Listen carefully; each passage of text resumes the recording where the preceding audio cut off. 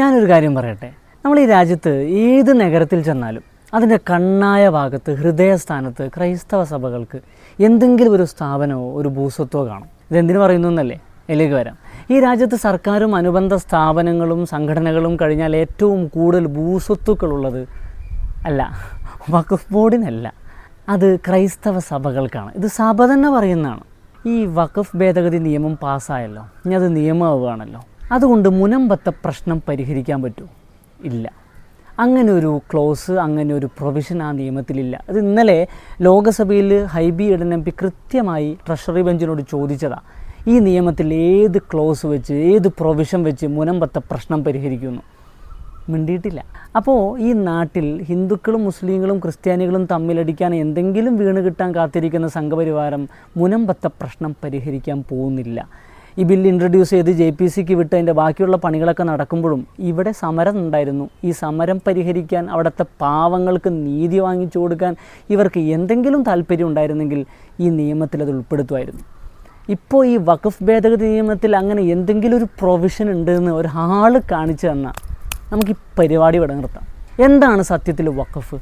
ഒരു മുസ്ലിം വിശ്വാസി സ്വന്തം ഉടമസ്ഥതയിലുള്ള ഒരു സ്വത്ത് ദൈവഹിതത്തിൽ സമർപ്പിക്കലാണ് എന്ന് ബേസിക്കായിട്ട് വിവക്ഷിക്കാം. സ്വന്തം ഉടമസ്ഥയിലുള്ളതാവണം.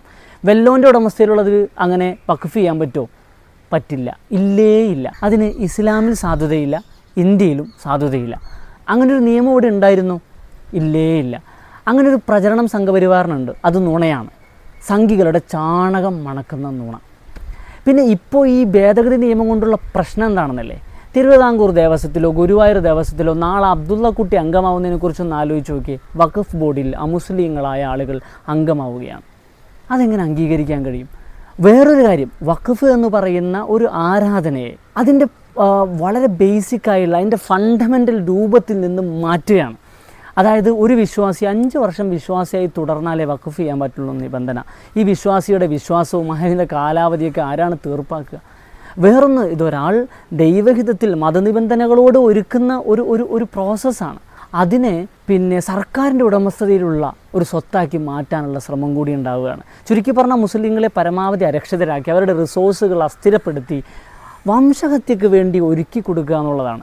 ഞാൻ നേരത്തെ ആദ്യം പറഞ്ഞ ഈ ഭൂസ്വത്തിൻ്റെ കണക്കൊക്കെ എന്തിനാണെന്നറിയും? ഇന്ന് വഖഫാണ് പ്രശ്നമെങ്കിൽ നാളെ അത് ചർച്ച് ആക്ടായി വരും, പിന്നെ അത് ഗുരുദ്വാര ആക്ടായിട്ട് വരും, വേറെ ഏതെങ്കിലും രൂപത്തിലേക്ക് വരും.